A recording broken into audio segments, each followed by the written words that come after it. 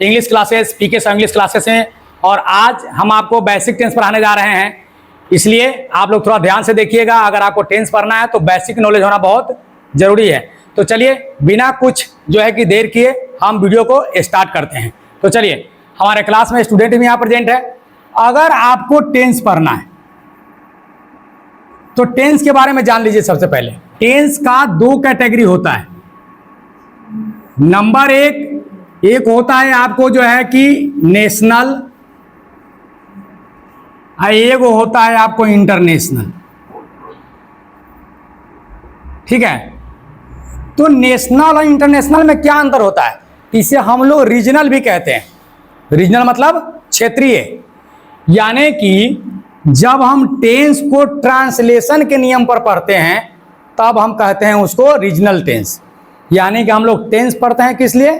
Translate करने के लिए। तो उसका नाम पड़ता है कि टेंस बेस्ड ऑन ट्रांसलेशन। जैसे राम बाजार जाता है ना, इसको हम अंग्रेजी अनुवाद करना सीखते हैं। ठीक है। दूसरा है जो इंटरनेशनल या ग्लोबल टेंस कहते हैं, यानी कि यह not only India but also पूरे वर्ल्ड में जो टेंस को पढ़ाया जाता है उसे हम लोग जानते हैं इस नाम से, टाइम एंड टेंस। इसमें क्या होता है कि इसमें आपको टाइम से मतलब है। किससे मतलब है? टाइम से। तो आप एक मन में सवाल आता होगा कि सर दोनों का एक एग्जाम्पल दे दीजिए। तो बिहार बोर्ड में आपको दोनों पूछता है। ट्रांसलेशन आता है आपको 5 मार्क्स का और टाइम एंड टेंस 5 से लेकर 3, यानी कि 5 मार्क्स से लेकर है ना 3 मार्क्स तक ये क्वेश्चन टाइम एंड टेंस से आपको पूछता है। दोनों को पूछता कैसे है? तो पढ़ाने से पहले हम बता दे रहे हैं कि जैसे यहां पर ट्रांसलेशन देता है कि वह बाजार जाता है और कहता है कि इसको इंग्लिश में ट्रांसलेट कीजिए। तो कोई भी विद्यार्थी अगर मान लीजिए कि ट्रांसलेशन करने जा रहा है तो उसको टेंस को पकड़ना होगा। तो हम लोग टेंस में कैसे पढ़ते हैं? पहचान में जिस हिंदी वाक्य क्रिया के अंत में ता है, ती है, ते हैं इत्यादि लगा हो उसका अंग्रेजी अनुवाद सिंपल प्रेजेंट में करते हैं। लेकिन ये सिस्टम यहां नहीं होता है, बिल्कुल नहीं। यहां बिहार बोर्ड क्या करेगा कि एक सेंटेंस दे देगा, आई गो को ब्रैकेट में है ना टू मार्केट है ना अ डेली। अब नीचे 4 गो ऑप्शन दे देगा आपको। 1 नंबर में दे देगा वेंट, बी नंबर में दे देगा हैव गॉन, सी नंबर में दे देगा शैल गो और डी नंबर में दे देगा सिर्फ गो।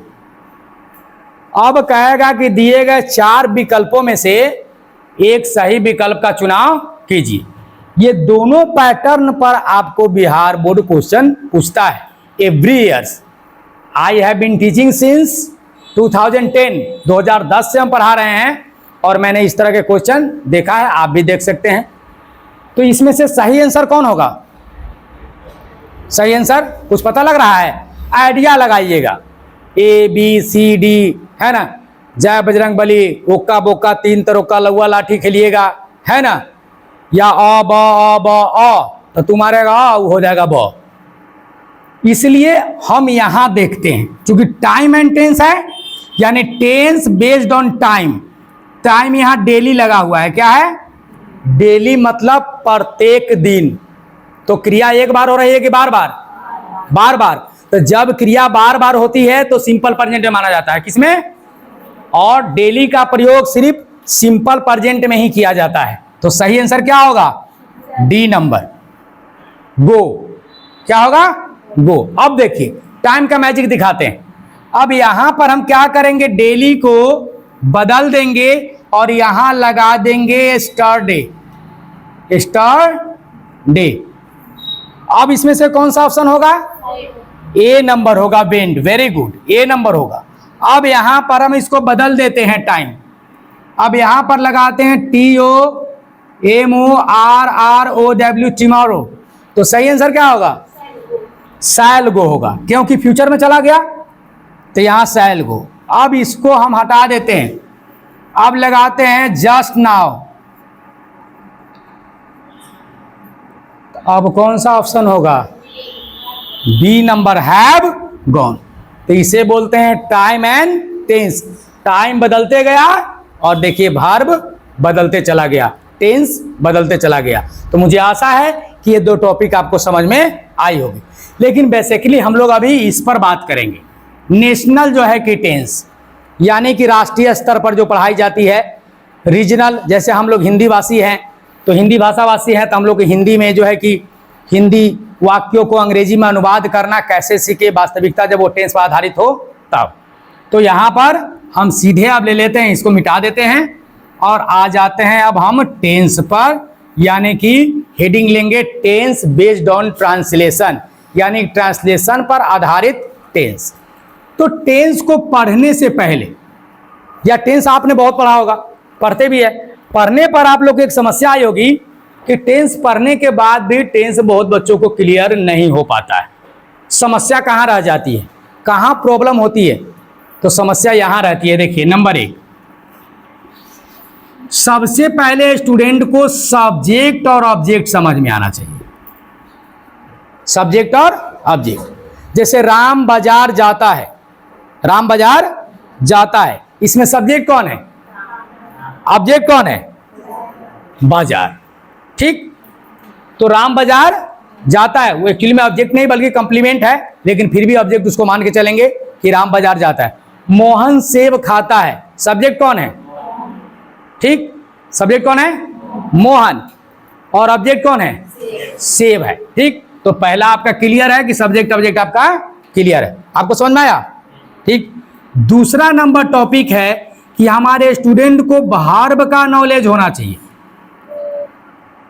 जैसे इज, एम, आर का प्रयोग किस टेंस में होता है, वाज, वेयर का किस में होता है, हैज, हैव, हैड, इस सब का।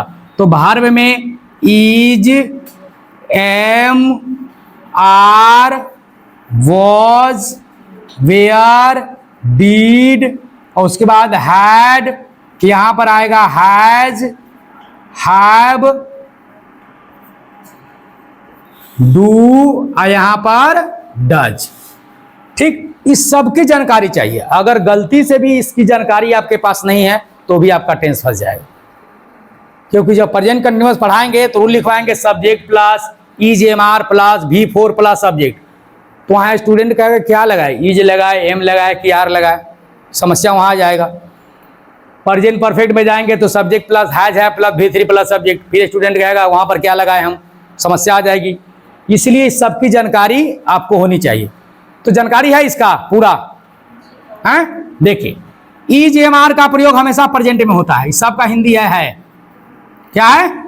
हाय, हो, हैं इत्यादि। इज का प्रयोग सिंगुलर के लिए, एम का प्रयोग हमेशा आई के साथ, और आर का प्रयोग किसके लिए? प्लूरल के लिए। किसके लिए? प्लूरल के लिए।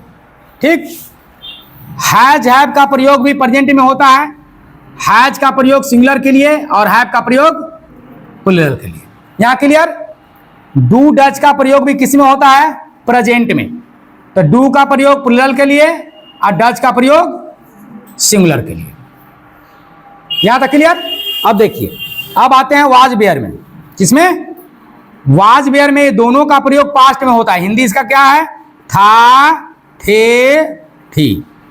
वाज का प्रयोग सिंगुलर के लिए और वेयर का प्रयोग प्लूरल के लिए। डीड, इसका प्रयोग जो है कि हमेशा पास्ट में होता है। ये दोनों है एसपी, यानी सिंगुलर हो सब्जेक्ट चाहे प्लूरल हो, हमेशा डीड ही लगता है। हैड का भी सेम है। ठीक, पास था या रखता था, ये भी एसपी है, सिंगुलर प्लूरल दोनों है, सब्जेक्ट चाहे जो भी हो, सिंगुलर हो या प्लूरल हो, हैड का प्रयोग होता है। तो यहां पर समस्या खत्म। अब आता है 3 नंबर में agreement of subject with verb, यानी कि सब्जेक्ट ऑब्जेक्ट से सहमत है या नहीं।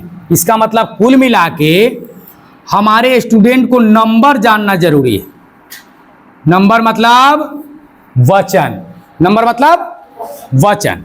तो वचन जानना जरूरी है। तो वचन कितने हैं? दो, एक सिंगुलर एक प्लूरल। ठीक, तो सबसे पहले हम नाउन के बारे में चले आते हैं। इस दुनिया में जितना भी नाम है मेरे भाई, वो सब के सब सिंगुलर है। Ram, Shyam, Sita, Gita, Mohan, Delhi, Kolkata, Bombay, Hyderabad, America, London, Paris, कहीं चल जाओ, सब क्या है? एक नंबर जो है कि टॉपिक है, जितने भी नाउन है, नाम है, वो सब सिंगुलर है। अगर किसी नाउन में एस और एस लग गया तो क्या हो जाएगा? प्लूरल। जैसे बॉयज, गर्ल्स, कैट्स, डॉग्स इत्यादि। ये वाला आपको समझ में आया? राम सिंगुलर के plural, Sita, Mohan, Rakesh, boys, girls, ये सब क्या है? ये दोनों क्लियर है। ये हम पढ़ाते क्यों हैं? तो मान लीजिए कि आ गया कि वे लोग बाजार जा रहे हैं, तो वे लोग सिंगुलर के प्लूरल। देखो अभी भी क्लास में कंफ्यूजन बना हुआ है, तो चलो मैं बता देता हूं। ये तो नाउन का हुआ।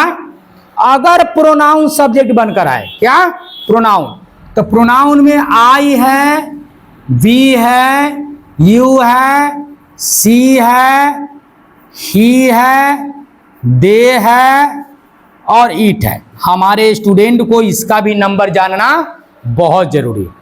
अगर हमारे विद्यार्थी इसका नंबर नहीं जानते हैं, अगर वो सब्जेक्ट बनकर चला आता है, तो फिर प्रॉब्लम हो जाएगा, क्योंकि पता नहीं लगेगा कि इसमें कौन प्रोनाउन सिंगुलर है कौन प्लूरल है। तो चलो आज क्लियर कर देते हैं। आई क्या है? सिंगुलर के प्लूरल? नहीं, दोगला है। ये जो है कि ट्रायंगुलर है। क्या है? ट्रायंगुलर, यानी कि प्रेजेंट में प्लूरल रहता है, पास्ट में सिंगुलर हो जाता है, और फ्यूचर में क्या करता है? एसएल लेता है। झमेले खत्म, इसका हो गया। प्रेजेंट में जाएगा, काई के साथ क्या लेता है? एम। ठीक, उसके बाद क्या लेता है? हैव लेता है। ठीक है, और पास्ट में जाता है तो क्या करता है? आई के साथ वाज लेता है। फ्यूचर में जाता है तो क्या लेता है? आई के साथ शायद। इसका कोई व्यक्तिगत नंबर नहीं है, ये अपने आप को टेंस के अनुसार अपने आप को ही बदल लेता है, कभी सिंगुलर बन जाता है तो कभी प्लूरल। वी क्या है? एक वचन की बहुवचन। जब किसी संज्ञा या सर्वनाम से दो या दो से अधिक व्यक्ति का बोध हो तो उसे हम क्या कहते हैं? प्लूरल कहते हैं। वी मतलब हम लोग, माने एक से ज्यादा कि एक से कम?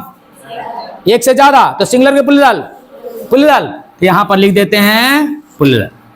यू, यू सिंगुलर के प्लूरल। कंफ्यूजन है, दूर कर लो। Always plural.